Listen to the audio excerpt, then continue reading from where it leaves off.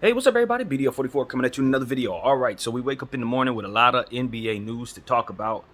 The EuroLeague champion, I wish I knew the guy's name. I don't know his name. I didn't write it down, but he signed a 3-year deal with the Kings. He's going to be replacing Neemias Queta. I think it's a good look because they did need a center, and to find one outside of the free agent pool, so to speak, with somebody with some high quality upside, that's a big deal. So look out for the unknown center that comes from the EuroLeague, who's playing at a high level, going to be joining the Kings. Also, my Lakers not drafted. We signed Jackson Hayes to a 2-year deal. I'm extremely ecstatic. This is exactly what I wanted us to do. He's the best young center on that free agent pool at a discount because his development didn't quite go as well as it should have in New Orleans. They drafted him with the 5th overall pick the same year. I think it was 5th or 9th, something like that, in the top 10. I think it was 5th. Overall, in the same draft, they took Zion. I hated the pick. I didn't think he was that, but he's still very good, and he still drafted that year, so that means he's a good asset for us. Coming in, doing exactly what we need him to do, blocking shots, catching lobs. He doesn't have a whole lot of stuff in his bag, but the stuff that he does have in his bag is rather athletic. He's bouncy, man. And when you consider what this team needed as a center, he's going to help. Now, do I think he's the answer? He is a answer. I'm happy he's here. Don't want him gone. Bring me another center. Bring back Bamba, and then bring me another one after that. That's how it has to be because we don't have enough size to really play around. But getting Jackson Hayes on this team is the perfect guy in the free agency pool that I wanted out of all them names. He was the one I wanted. But I wasn't adamant about it because I have tempered expectation for a player who hasn't had a chance to really show a lot, had some injury issues. Again, not a whole lot in his bag. But when you were thinking about drafting Derek Lively, this is exactly who you wanted to be able to get off the waiver wire if for some reason he didn't fall to you. This is who you wanted because he's the closest thing to Derek Lively in the free agency pool. I don't think he's older than 25. I mean, like I said, he was drafted when Zion was drafted. And he was a lottery pick that year. So for me, this is us getting yet another core youngster that can add to this team, that can be able to help us win games without Bron and AD. That overall forms the core around those guys into a team that can do something for itself. So that's what I want to say about the Jackson Hayes signing. I'm thrilled. I think Rob Pelinka has knocked this thing out of the park. Looking at all these contracts going around for all these bad numbers, and I just feel great about my team keeping young players that are retradable on good contracts, flexible. Now we just got to see what happens with Austin Reeves and D'Angelo Russell. But right now, the way the Lakers are moving, we're doing everything right, and I'm happy. And even if we don't necessarily reach a championship, it ain't because we didn't do what we were supposed to do with our asset class. And I think, like I said, all these guys are retradable. I do expect LeBron James is going to want most of them gone at the halfway point. The Lakers will make a decision if that makes sense for them or not, but I already see that coming. That just goes without saying as far as I can tell. That goes without saying. They are a great group of youngsters, but not a team that he's probably going to expect to win a championship with. He's going to want higher level talent by a midway point, in my humble opinion. But I tell you the truth, I'm not inclined to do anything like that. And I'm saying that before the season even starts. I'm not inclined to really do that. I understand how that can be a benefit to the Lakers, but because these pieces fit so well with one another on paper, unless it proves to not fit one or what like that, unless it doesn't prove to fit that way, I'm not really excited about moving on from the gist of what it's going to be in order to make it what it is he's going to want it to be. I'm going to trade like 7 of them dudes to get him what he's going to want to make this a win now situation. And I'm telling you, I don't want to do it. Which brings me to my next conversation. This is what the video really about. 4 minutes in, this is what we're here to talk about. Dame Lillard has requested a trade from the Portland Trail Blazers. He has told the Portland Trail Blazers that he wants to play for the Miami Heat. He does not have a trade, what do they call that thing where you can't, you tell the team I got it. The same thing Bradley Beal had, for whatever reason, words are coming out of not coming to me, but he don't have a no trade clause. That's what that is. And because of it, he doesn't necessarily have the leverage to force his way anywhere like that. Tell them what type of return they can get like that. It's not that. This is not Bradley's situation. However, because Dame has told everybody he wants to go to one team, it does kind of have the same effect, which is why a no trade clause is kind of bad all the way around, because the team can still find themselves forced into giving a player what they want without actually having that leverage killer attached to the contract. You see what I'm saying? Because this is what that is. Now Dame who's going to be someone who garners a great deal of attention in the market, has essentially told the entire market, I'm not going to be pleased wherever I land, so don't give up as much as you can because I want to go to this one spot. And that always decreases what your team can do in regards to yourself. I understand why Dame does it, though, because if he wants to go to a specific spot, he has to know that that specific spot does not have the assets to win that trade sweepstakes. He's going to end up somewhere else if he doesn't force his way to Miami. So that's what it really comes down to. I get why he's doing that. I have an opinion. I think it's the right thing for Dame to do. I think it sucks that he's doing it now. I think I told him to do it now last night, so that it sucks is not something that I think he should care anything about. Fact of the matter is, it looked like the Portland Trailblazers are in the process of building around him. And last night, after they signed all that they signed and let go all that they let go of, I came to the conclusion that they didn't know what the hell they were doing in doing that. And he needed to get the hell away from them because of it.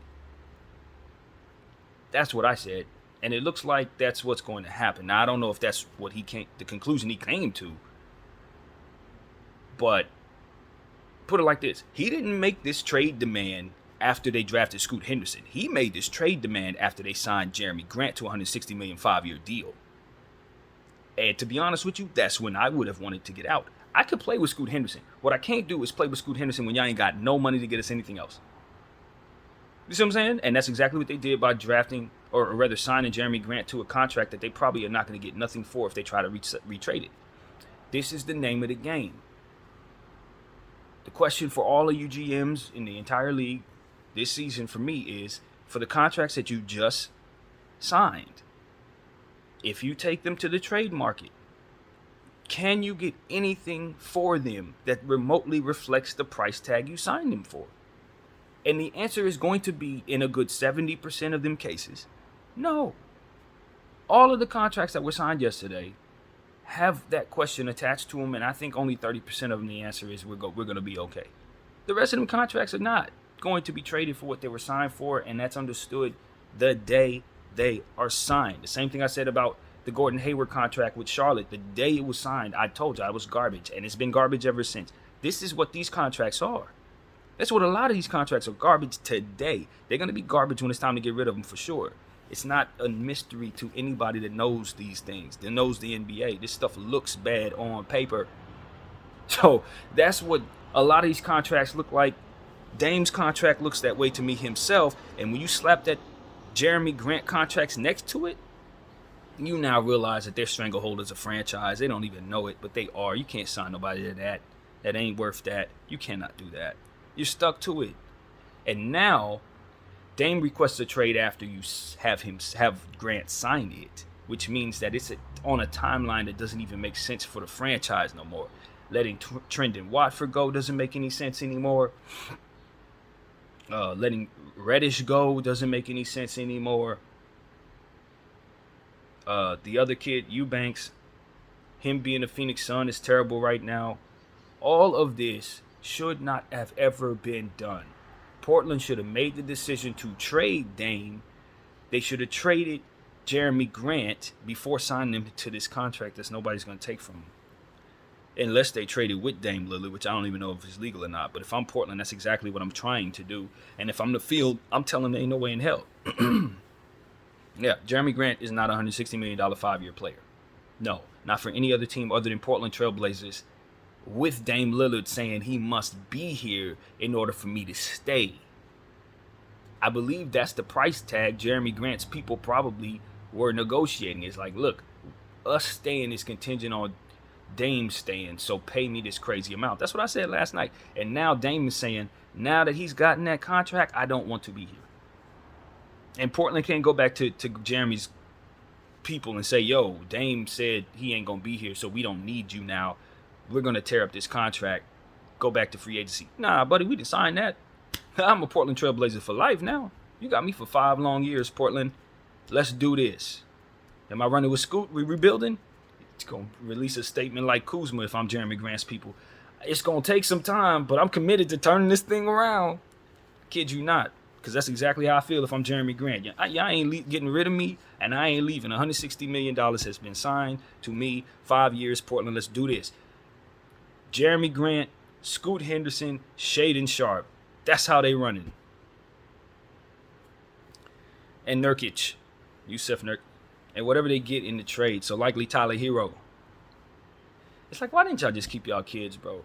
Y'all could have kept y'all kids, traded Dame Lillard without any of this nonsense, and got it twice as much a return for him. Because now he got this trade request out here, and you ain't going to get the best return for it. You know what I'm saying? You could have still got his butt to Miami. Everybody knew he wanted to be in Miami before this was stated. You know how much value those two things took from that franchise?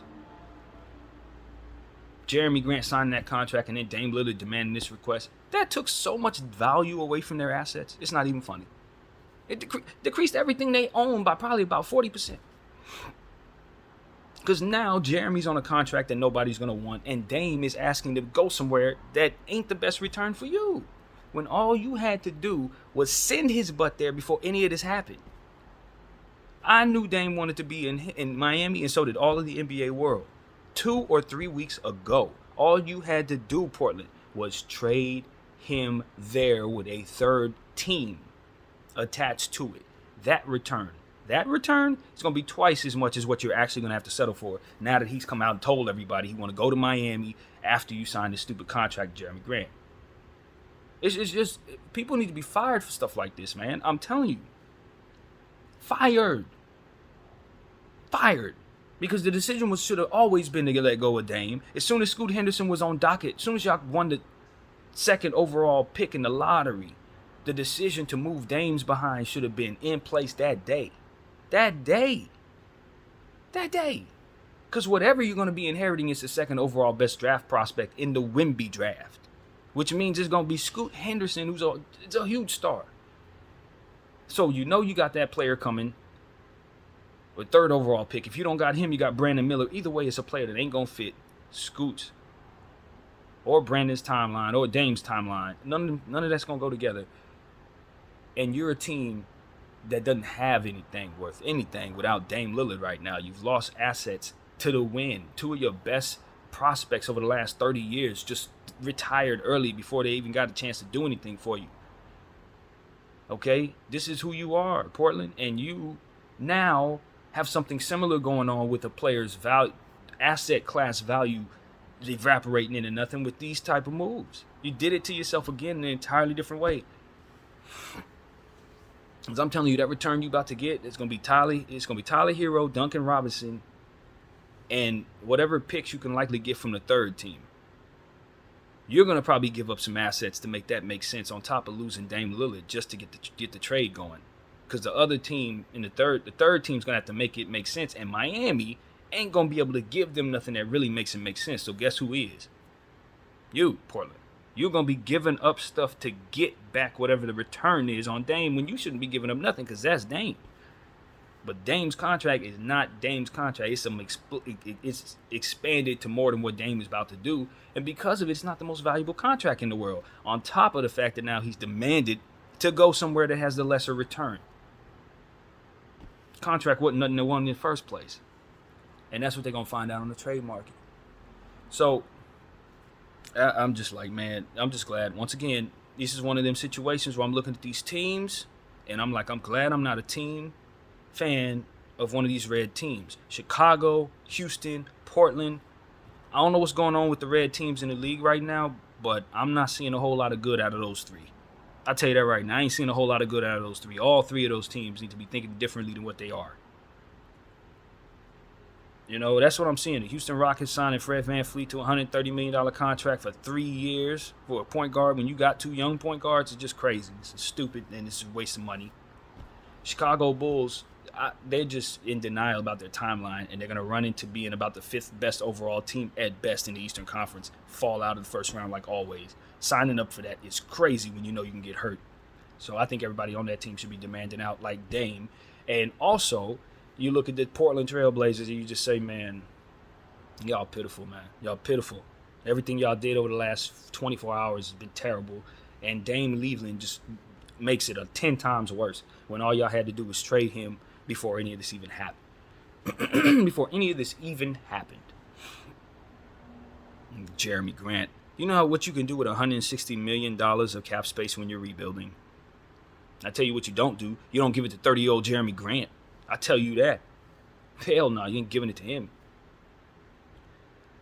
So, like, I wonder if they're going to stay on a win now timeline since they do have Grant and Nurkic, and they did just sign Grant to a ridiculous contract, and he's not trying to really be a part of a rebuilding situation. And even if he were, that doesn't make any sense. And you consider he's 30 years old and it's going to take 5 years for whatever it is to get to where it's going to be. That's the whole contract. He's going to be sitting there waiting for them to rebuild something good. And granted, they got Scoot and Shaedon, but that's not enough. Scoot, Shaedon, and Jeremy Grant and Tyler Hero ain't getting you nowhere. Not in today's league. Ain't getting you nowhere. So this is just garbage. I don't know how the hell that's going to work out for them, but I know it ain't looking good. Meanwhile, James Harden's trying to get to the Clippers. I'm pretty sure they'll just combine those trades. I'm pretty certain they'll just combine those trades. It's easy to do, and I would.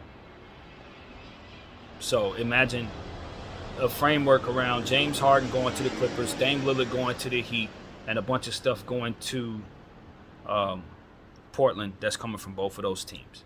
And none of that stuff is draft picks. None of that stuff is draft picks. The Clippers ain't got no damn first rounders, and the Heat ain't got no damn first rounders. Philadelphia may have some first rounders, but they're giving up James Harden and not getting back Dame Lillard. So I don't see them wanting to give up a single pick for any of y'all.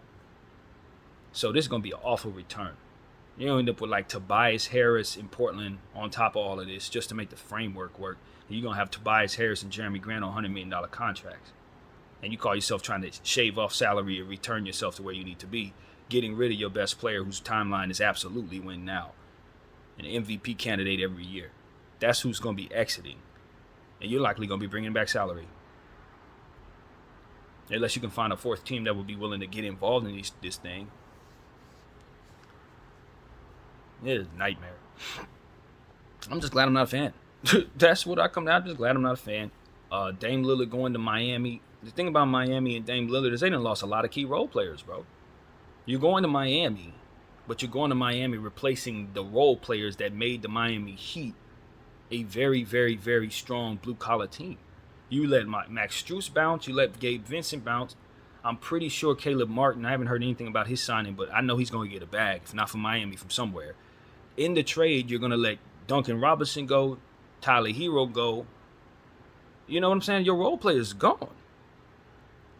This is the absolute opposite of what teams should, in theory, probably want when you're a team in the Eastern Conference Finals. You don't let go of the core of what made you healthy enough to get there, because that's what it is. It's the depth that kept everybody healthy. Now you're bringing another star and removing the depth, and you still don't have any picks in the future, and you're going to have to give up even more assets to make this happen. I don't want to do this if I'm Miami. I got Jimmy Butler. They traded Victor Oladipo to the Thunder yesterday. I forgot to tell people that, but I don't think that's Victor Oladipo don't really have a role with the Thunder. So I'm pretty sure he's going to either be a buyout candidate or just stuck on the bench, traded halfway point or something. But I think they created like $9 million of space with that. So I know they knew this was coming.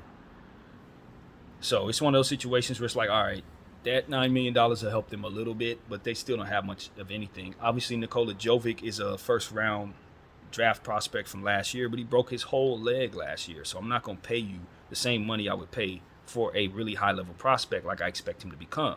7-foot point guard, basically. Love that, but how bad is his recovery going to be from here? If I'm to value him as a healthy player, I'm still going to dock you for that broken leg. So, that Jovic dude ain't nearly as valuable as he's going to be when he gets some real playing time. And the Miami Heat haven't shown us that yet, unfortunately, with the leg injury. So, they re-signed Josh Richardson. I guess Josh Richardson's supposed to replace Max Strus and Gabe Vincent. I wouldn't count on that.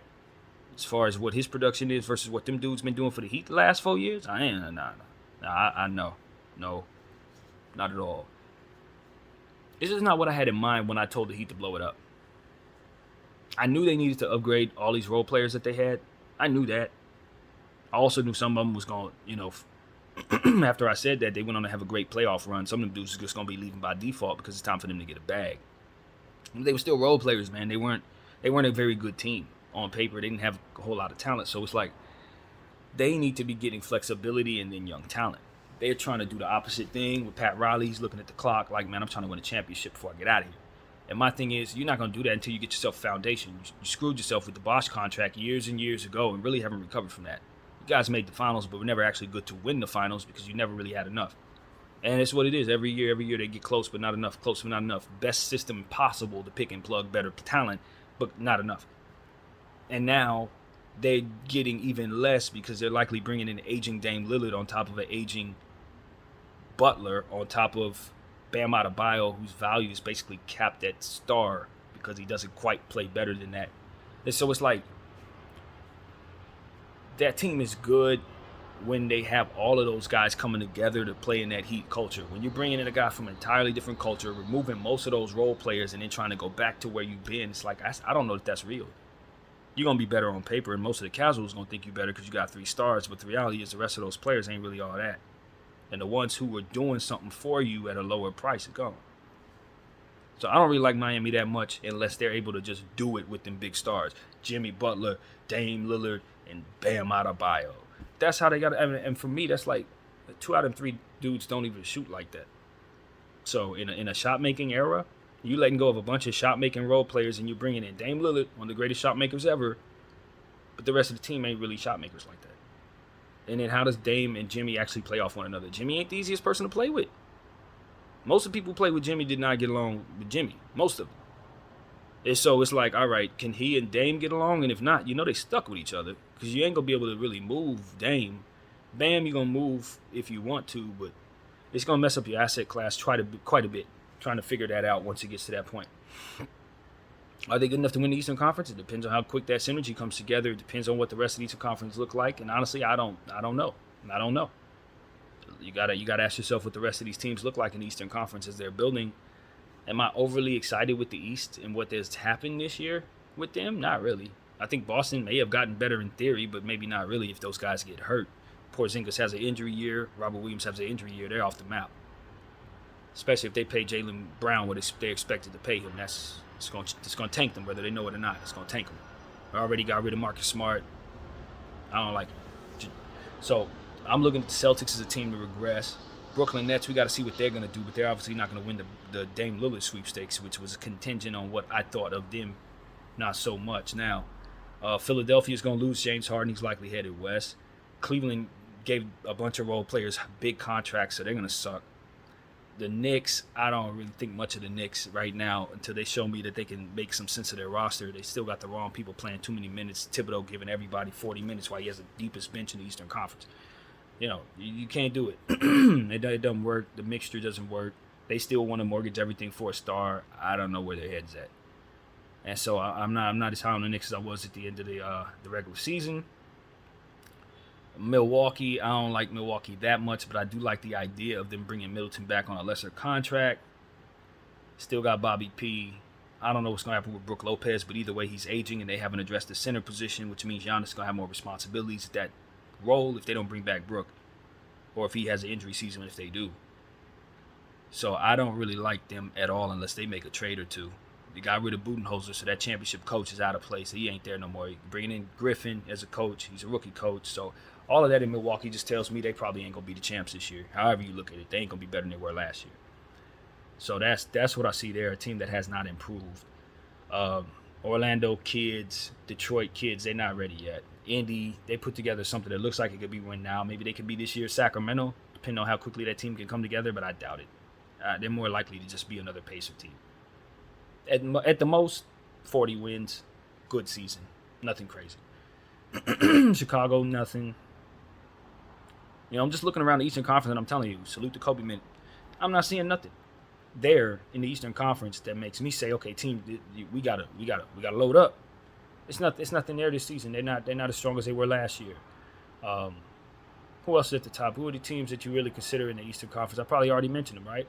So you feel good about Miami putting together something like this in the event that the Eastern Conference looks as weak as I think it's going to look. Charlotte's going to be better. They got a lot of talent, but does it come together? Probably not. Not yet. Probably not. Excuse me. I got to see where Miles Bridges goes. If he goes to the right team in the Eastern Conference, that can make you feel different about the Eastern Conference. But who's going to pay him? I don't know that he goes back to Charlotte. I don't know. But if I'm Charlotte, I'm trying to bring him back. PJ Washington, same thing. If those players go to the right place, it could change some things. Let's say both of them sign with the Pacers. Now the Pacers are for real. So I got to watch out for that. If they go west, even less in the East. So yeah, those are big signings that I'm paying attention to for Charlotte. And it's like if they get those guys back, I feel good about them possibly being a playoff team this year. I really do. Because the East is weak. Man, I don't see nothing there. Am I tripping? Is there another team in the Eastern Conference I should be considering, you guys?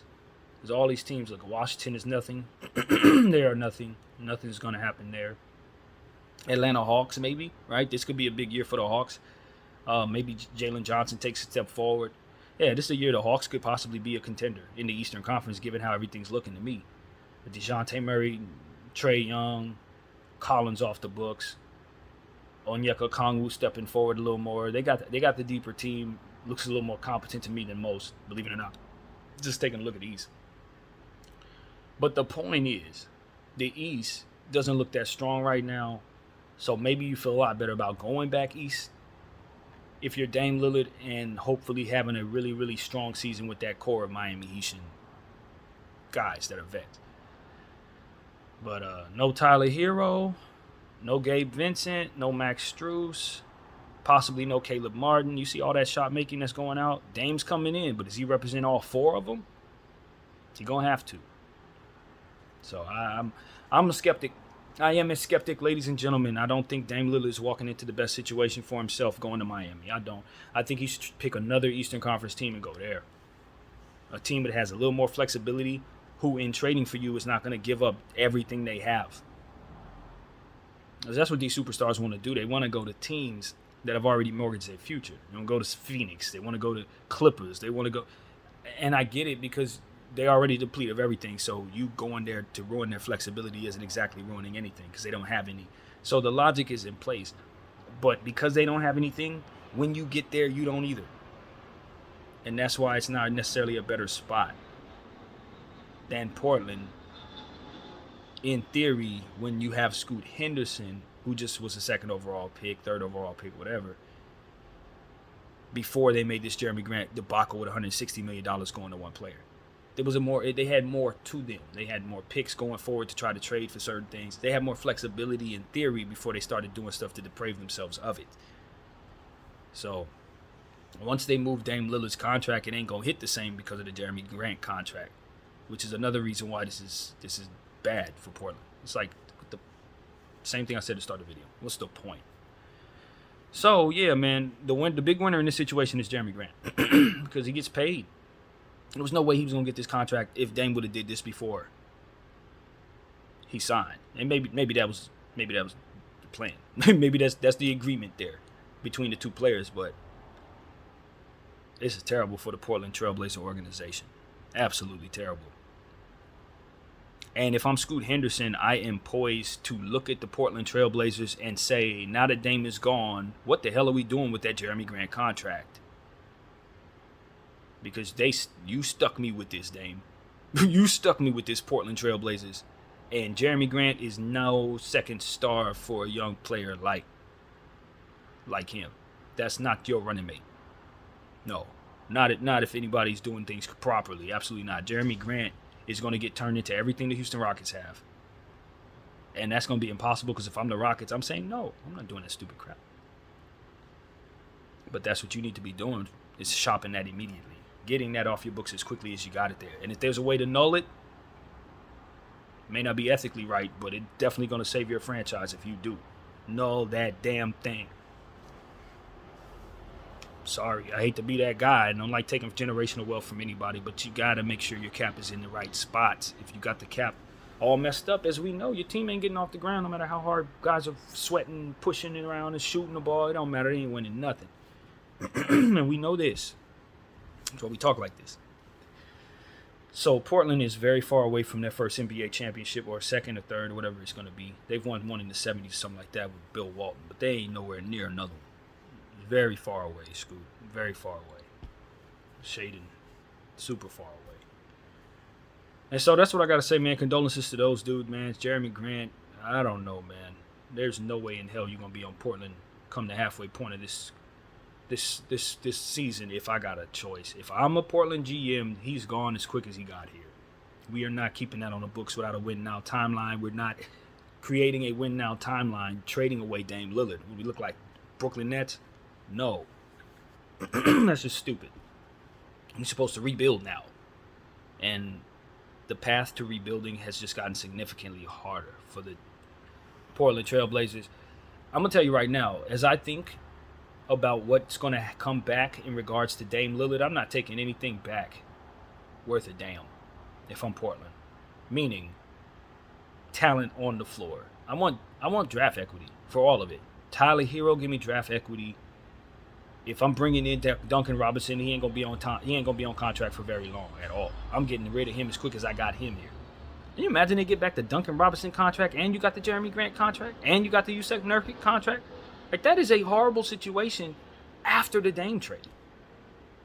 They look something like Minnesota, kind of, with the wrong timeline for Anthony Edwards. Scoot Henderson's in a similar situation with them.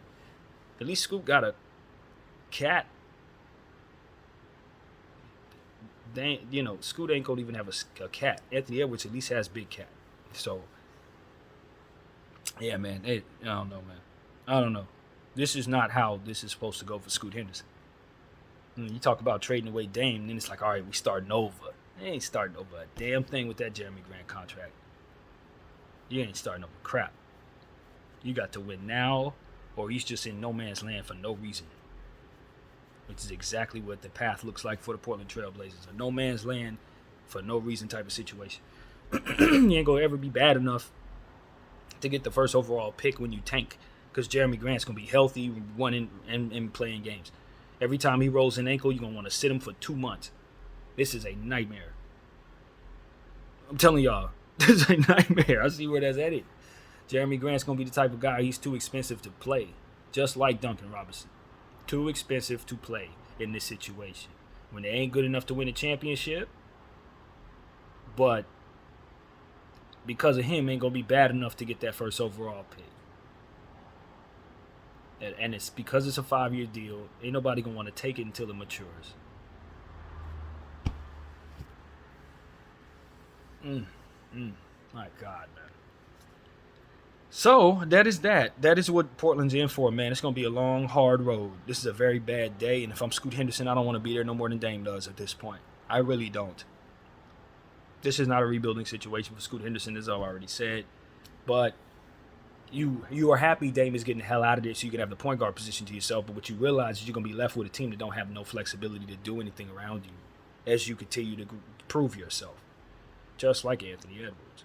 So I just hate it. I hate it for Scoot Henderson. This is bad all the way around. I wish Charlotte would have taken Scoot Henderson. This would have been a much better situation for him.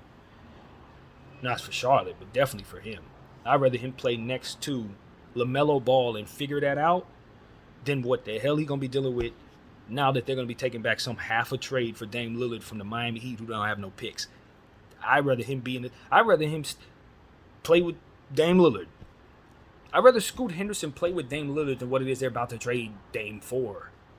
Because that is not it at all. Not at all. So, that is pretty much what I got to say, man. I just want to complain a little bit about what's about to happen to the Portland Trail Blazers because it's about to be bad unless they get a return that I don't really see coming. And judging by the moves that they made, I don't think they have the leverage or the imagination to do that. I don't. The stuff they doing just shows me a lack of imagination, so I don't expect a big imagination coming back in a Dame trade. I just don't. Especially now that he told everybody he wants to go to the Heat, he ain't got no picks. So, yeah, man, ain't nobody about to trade them Jimmy Butler. They don't, you don't have the leverage to ask for too much. You don't have the leverage to ask for Bam in this situation. You barely have the leverage to ask for Tyler Hero. You barely have the leverage to land Tyler Hero in the trade because of Dame's desire to go straight there. Now it's like, well, I mean, who are we bidding against if I'm Miami? Who am I bidding against? I'm going to give you everything I don't want to keep in regards to salary matches for Dame. And since Dame is so damn expensive, I got to throw in Tyler Hero. That's kind of how that's going to go. You're going to get Duncan Robinson, you get Tyler Hero.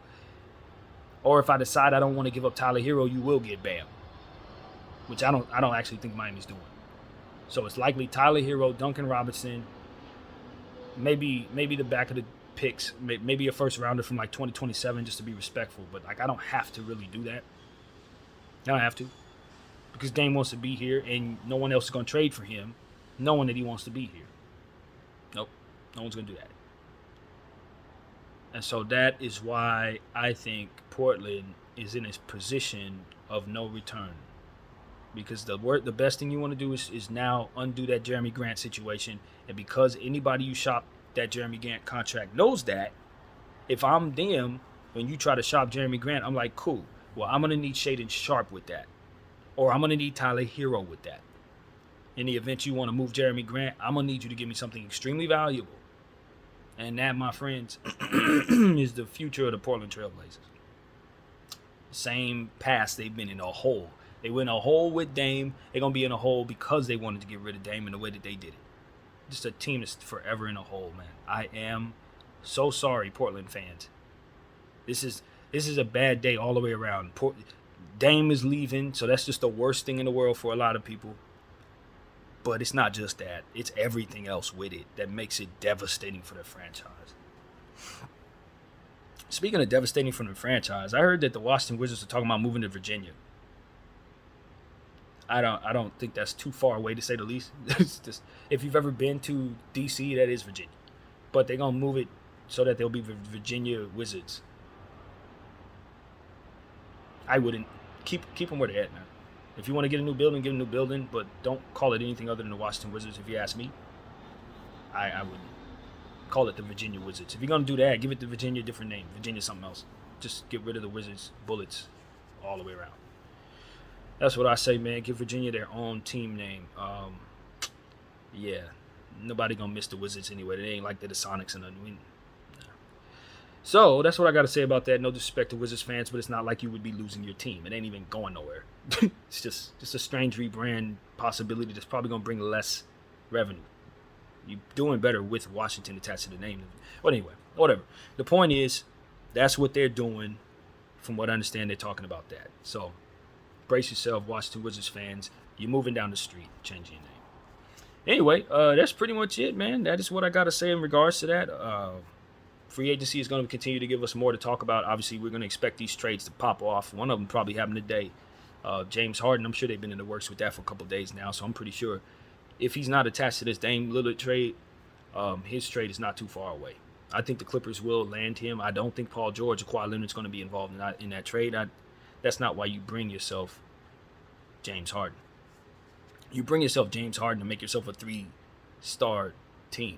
You're not removing Kawhi and bringing in James. That don't make you better. Moving PG, bringing in James doesn't make you better. It's a lateral remove at best. Probably a downgrade, to be honest. So you're not going to do that.